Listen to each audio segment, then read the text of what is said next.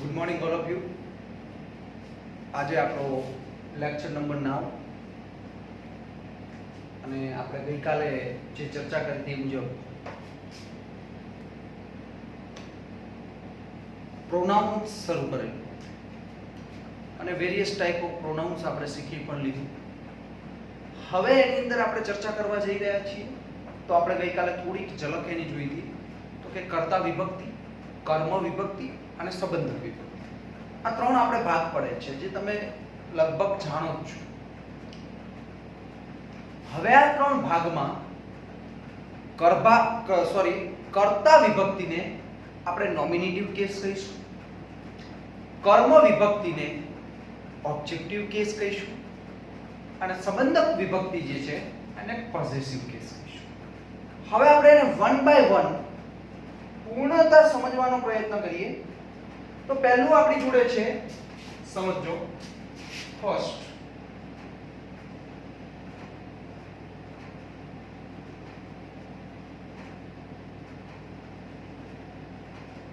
કર્તા વિભક્તિ. કર્તા વિભક્તિને કહીશું નોમિનેટિવ કેસ. નોમિનેટિવ તો કહીશું એને આપણે નોમિનેટિવ કેસ, એને આપણે કહીશું કર્તા વિભક્તિ. સમજો. હવે કર્તા વિભક્તિ એટલે શું? તો આપણે શોર્ટમાં આપણે બધા સૌ જાણીએ છીએ કે ક્રિયાનો કરનાર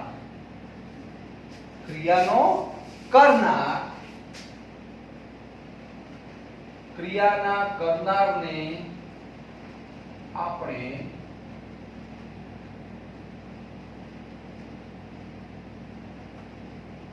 કર્તા વિભક્તિ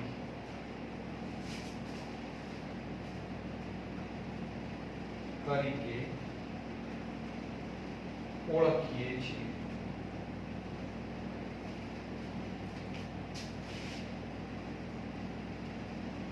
ક્રિયાનો કરનાર આમાં કેવું છે કે સામાન્ય રીતે નામના બદલે વપરાતા સર્વનામને કર્તા વિભક્તિ કહેવાય.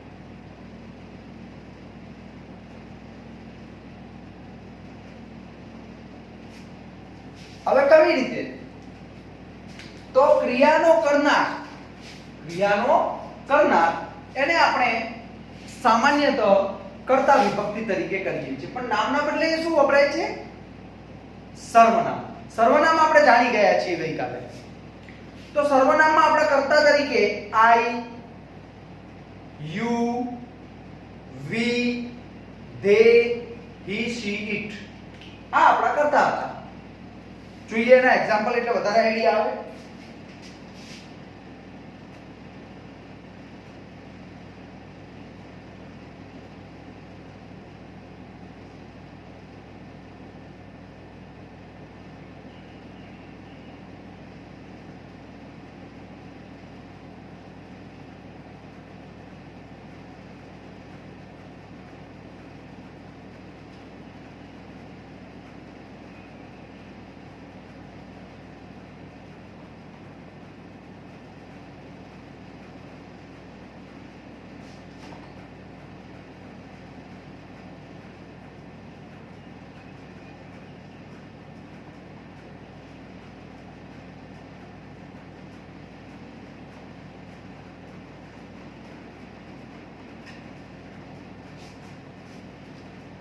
હવે અહીંયા જોઈએ આપણે I play cricket, he plays cricket, she plays cricket, it drinks water, they play cricket. હવે આમાં કર્તા વિભક્તિ કયા? તો તમે ઈઝીલી ઓળખી શકો. આ બધાને જે આપણે અંડરલાઈન કર્યું છે સમજો બરાબર. એને આપણે શું કહીશું? કર્તા વિભક્તિ. મગજમાં બેસી ગયું. તો આ થઈ ગયા આપણા કર્તા વિભક્તિ. બરાબર છે કે જે કર્તા વિભક્તિમાં સમાવેશ થાય છે. તો આપણા કર્તા વિભક્તિમાં કોણ હોઈ શકે?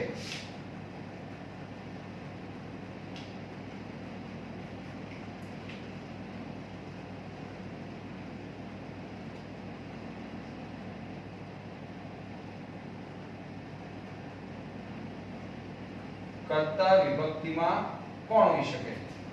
તો I, V, U, he, she, it, they. આ જે આપણે લખ્યા છે એ દરેકને આપણે શેમાં સમાવેશ કરીએ છીએ? કર્તા વિભક્તિમાં. સમજો બરાબર. શેમાં સમાવેશ કરીએ છીએ? કર્તા વિભક્તિમાં. તો હવે આના ઉપરથી એક ખબર પડી, એક આપણને મસ્ત એક બીજો પોઈન્ટ મળે છે. સમજો,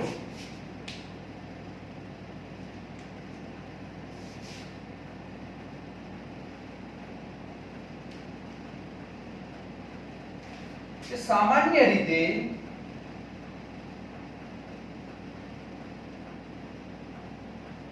કર્તાની શરૂઆત કર્તા વાક્યની શરૂઆતમાં હોય છે.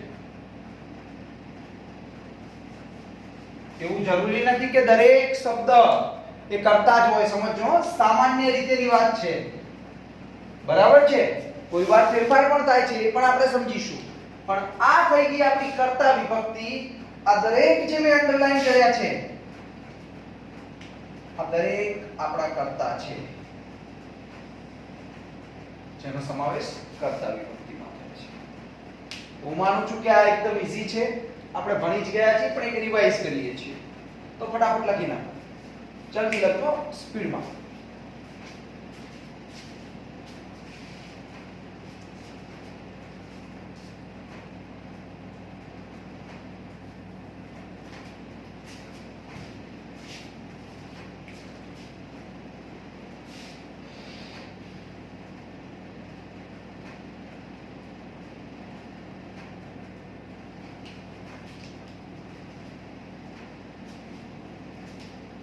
આઈ હોપ લખી નાખ્યું હશે બધાએ.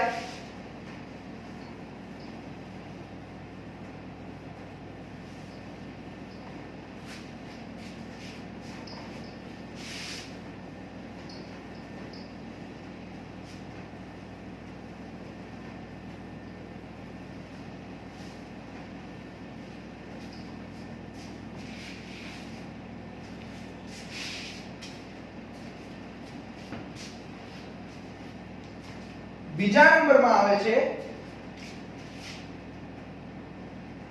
કર્મ.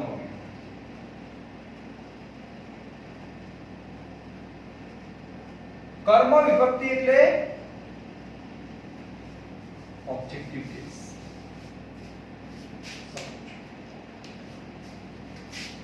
કર્મ વિભક્તિ એટલે ઓબ્જેક્ટિવ કેસ. હવે આનો યુઝ કેવી રીતે થાય છે તો એ પણ જોઈ લઈએ આપણે.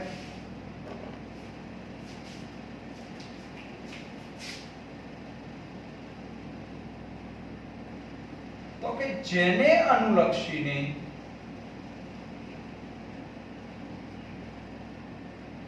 ક્રિયા થાય તે સર્વનામને કર્મ વિભક્તિ કહેવાય.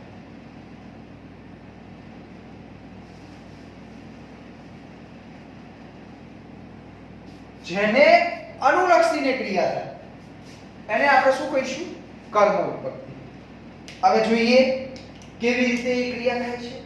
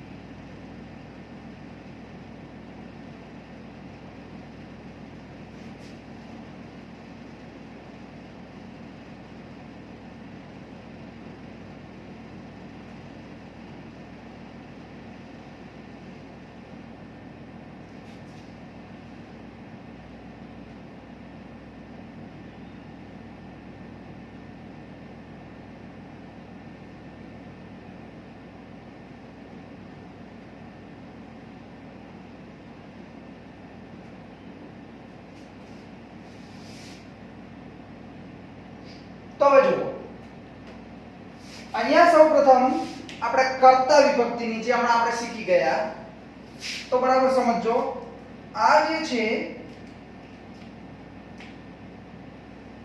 I, she, they, he, you, it આ બધાને આપણે શું કહીશું દરેકને કહીશું કર્તા વિભક્તિનો સમાસ એ આપણે હમણાં જ શીખી ગયા તો કર્મ વિભક્તિ શું તો એ આ રહ્યું કર્મ વિભક્તિ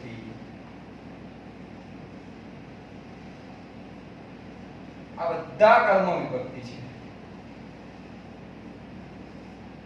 આ બધાને આપણે શું કહી શકીએ કર્મ વિભક્તિ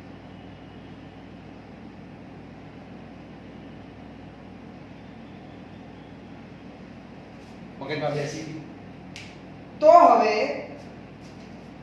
અમુક આના ઉપરથી મુદ્દા તારવી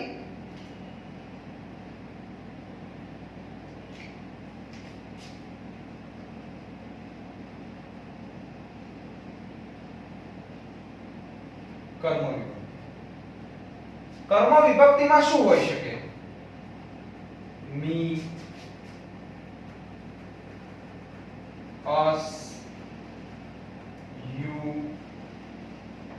him her it them આ જે લખ્યા છે એ બધા કર્મ વિભક્તિમાં આવે શેમાં આવે છે કર્મ મગજમાં બેસી ગયું એના પછીનું એક લઈએ ઉદાહરણ આના ઉપરથી તારણ મળ્યું કે આ જે વચ્ચેનું છે સમજો એને આપણે ક્રિયાપદ કહીશું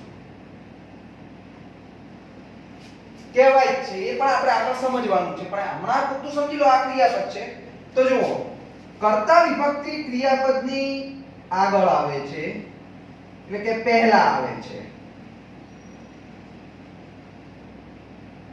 અને કર્મ વિભક્તિ પછી આવે છે સામાન્ય રીતે કોઈ વાર ટ્વિસ્ટેડ અપવાદરૂપી વાક્ય આવે છે પણ હાલનું આ છે જોઈ લઈએ હવે એને પણ એના ઉપરથી આપણને તારણ મળ્યું કે કર્તા વિભક્તિ સામાન્ય રીતે ક્રિયાપદની પહેલા આવે છે અને કર્મ વિભક્તિ સામાન્ય રીતે ક્રિયાપદની પછી આવે છે જે તમે જોઈ શકો છો એકદમ પરફેક્ટલી તમે જોઈ શકો છો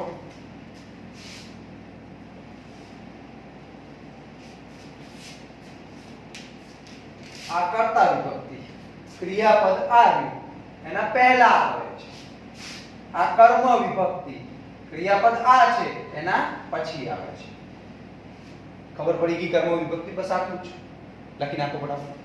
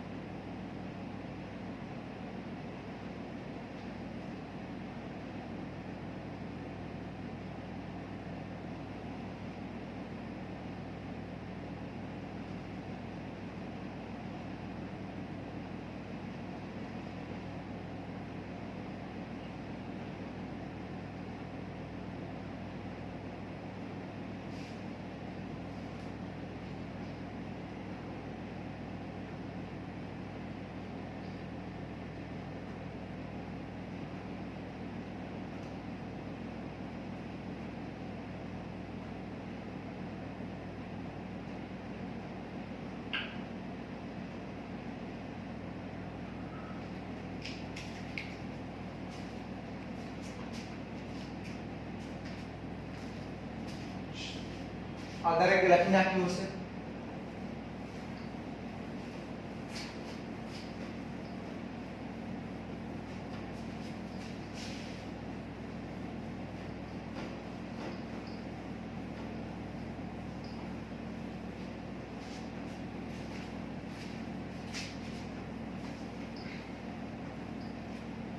હવે આ બંને વિભક્તિને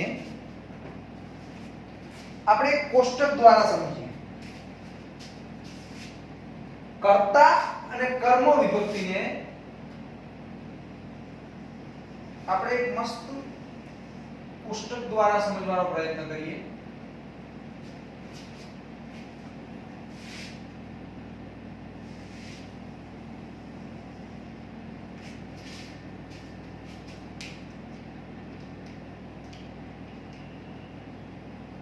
પહેલા આપણે સૌપ્રથમ આપણે પુરુષ શીખી ગયા હતા. તમને બધાને ખબર છે.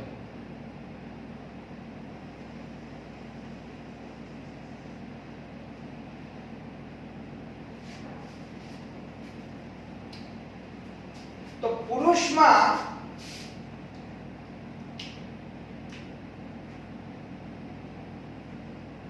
પ્રથમ પુરુષ શીખી ગયા આપણે,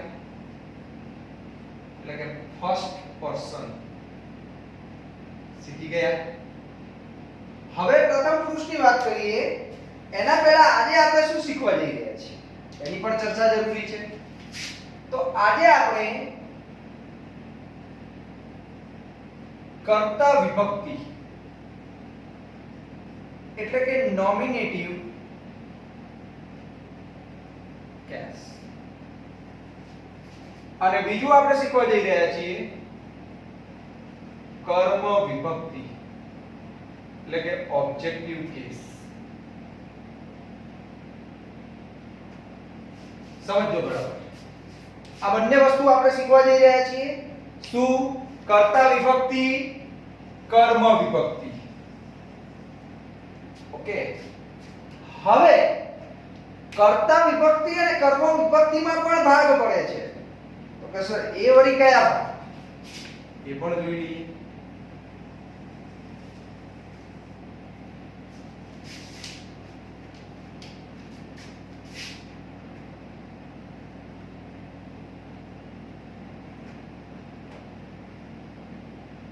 એક વચન, બહુવચન એ આપણે શીખી ચૂક્યા છીએ. એના પણ બે ભાગ પડી ગયા. તો પાડી દઈએ બે ભાગ.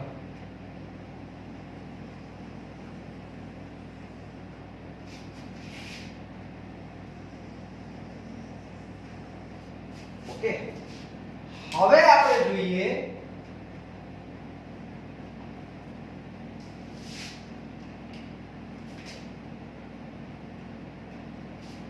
હવે પહેલા આપણે પ્રથમ પુરુષ આવશે. પ્રથમ પુરુષ એટલે ફર્સ્ટ પર્સન.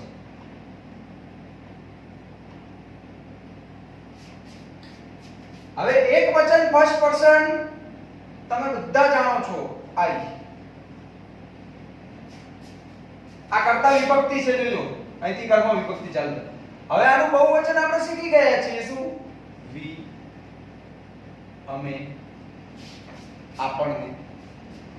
આ પહેલો પુરુષ. હવે આપણે બીજો પુરુષ સેકન્ડ પર્સન. સેકન્ડ પર્સન માં શું આવે છે? તો કે યુ એટલે તું અને અહીંયા યુ એટલે તમે. થર્ડ પર્સન ત્રીજો પુરુષ. હવે એમાં સમજો બરાબર. એમાં પણ હું થોડા ભાગ પાડી નાખું છું થર્ડ પર્સન માટે.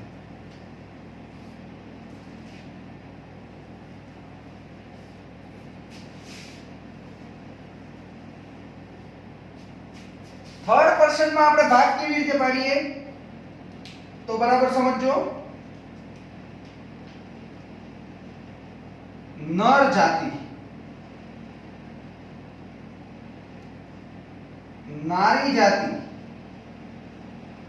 અને નાન્યતર જાતિ. ત્રણ ભાગ પાડી દો એટલે કોઈ ભૂલચૂક થાય નહીં. આપણે એને ઈઝીલી સમજી શકીએ. ઓકે, હવે અહીંયા તો ત્રીજો પુરુષ લખી દીધો, અહીંયા કશું આવવાનું નથી. નર જાતિમાં આપણો ત્રીજો પુરુષ કયો? એક વચનમાં તો હી એટલે કે તે. નારી જાતિમાં તો કે સી એટલે કે તેણીની. અને નાન્યતર જાતિમાં ઈટ એટલે કે તે. હવે આ ત્રણેયમાં બહુવચન શું આવશે? તો હી નું પણ બહુવચન દે, સી નું પણ દે થાય અને ઈટ નું પણ દે થાય. એ આપણને ખબર છે.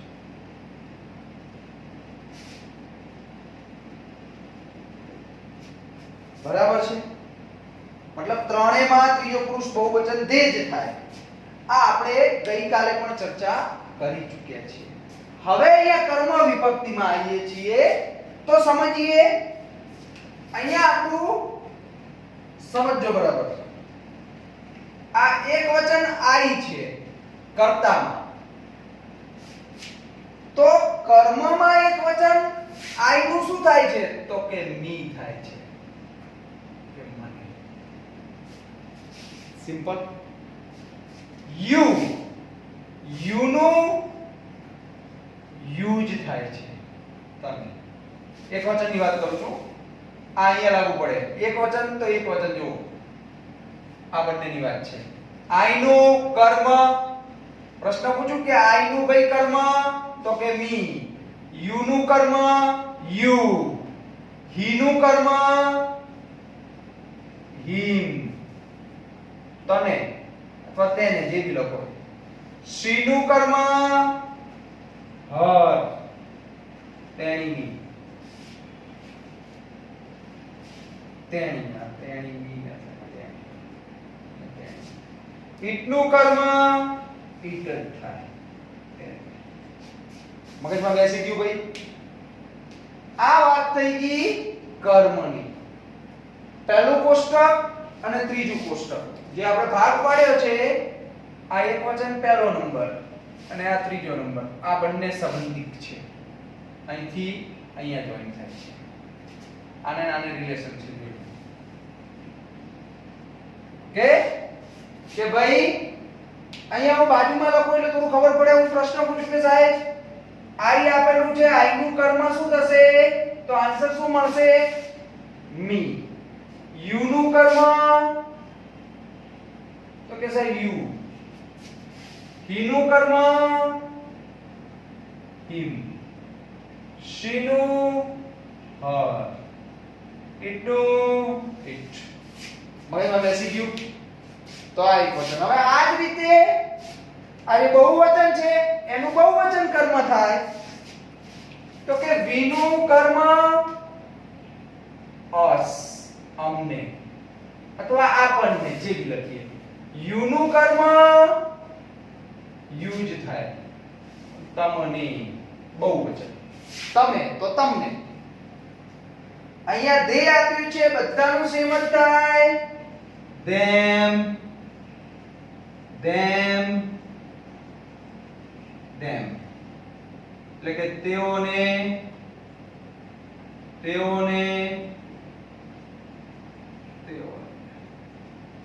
ઓકે, તો આ થઈ ગયું. અને આ આપણું જે બીજો નંબર છે,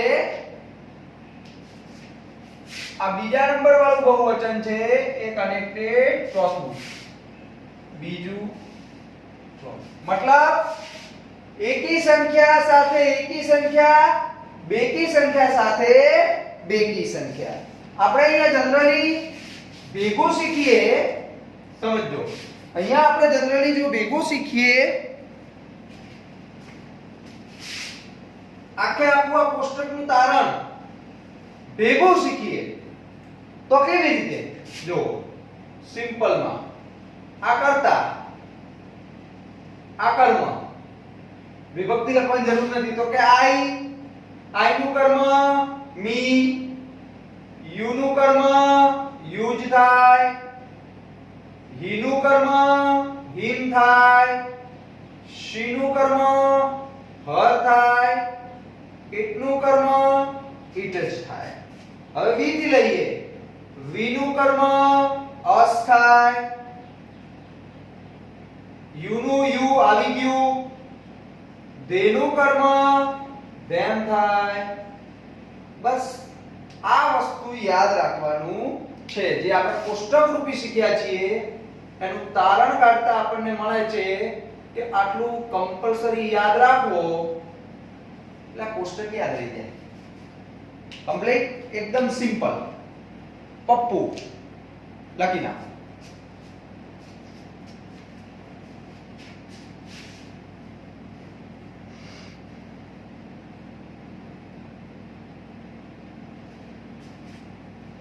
તો આઈ હોપ આ લખી નાખ્યું હશે તમે. હવે આપણે કર્તા અને કર્મ વિભક્તિ શીખી ગયા. હવે આપણે એક જ વિભક્તિ બાકી રહી. કઈ વિભક્તિ? સંબંધક વિભક્તિ, પોઝેસિવ વિભક્તિ. એ આપણે શીખી લઈએ એટલે આ પ્રોનાઉન નું કર્તા, કર્મ અને સંબંધક આ ત્રણ વસ્તુ પૂર્ણ થઈ જાય. પહેલો પુરુષ, બીજો પુરુષ, ત્રીજો પુરુષ એ પણ પૂર્ણ થઈ ગયું. પછી આપણે સીધા ક્રિયાપદ ઉપર આવી જઈએ. એના અમુક એક્ઝામ્પલ સોલ્વ કરવાના છે, પણ આ આપણને પહેલા યાદ થઈ જવું જોઈએ. આ યાદ રહી જાય એના પછી જ આપણે એક્ઝામ્પલ જોડે જઈ શકીએ. ઓકે, તો આજે બસ આટલું જ. આ તમને હોમવર્ક છે કે આ કોષ્ટક ભલે મોટું દેખાય તમને, આ તમારી સમજ માટે છે કે આઈ, હું બધું ગુજરાતી સાથે આઈ બી, હું, મને, તું, તને, આ સમજ માટે લખેલ છે. એને તૈયાર કરવા માટે બસ ખાલી આટલું જ છે. સમજો, આ શોર્ટ ટ્રીક. આ આપણી ગ્રામેટિકલ ભાષામાં કમ્પ્લીટ એને સમજ્યા છીએ, પૂર્ણતા સમજવા માટે આને. પણ આ વસ્તુ શોર્ટમાં આપણે યાદ રાખવાનું આટલું જ છે ખાલી. મગજમાં બેસે છે ને, એટલે કઈ બહુ લાંબો સમય ન થાય, લગભગ યાદ રહી ગયું છે બધાને. અને પહેલા આપણે 6, 7, 8 માં આ વસ્તુ ભણી પણ ગયા છીએ. એટલે એકદમ સિમ્પલ છે, ઈઝી છે. આજે લખી નાખો અને આખું પ્રોનાઉન તૈયાર કરી નાખો. કાલે ખાલી એક સંબંધકનો નાનકડો ટોપિક બાકી છે, એના પછી અમુક એક્ઝામ્પલ લઈ અને આપણે ક્રિયાપદ તરફ જઈશું. Thank you. Have a nice day.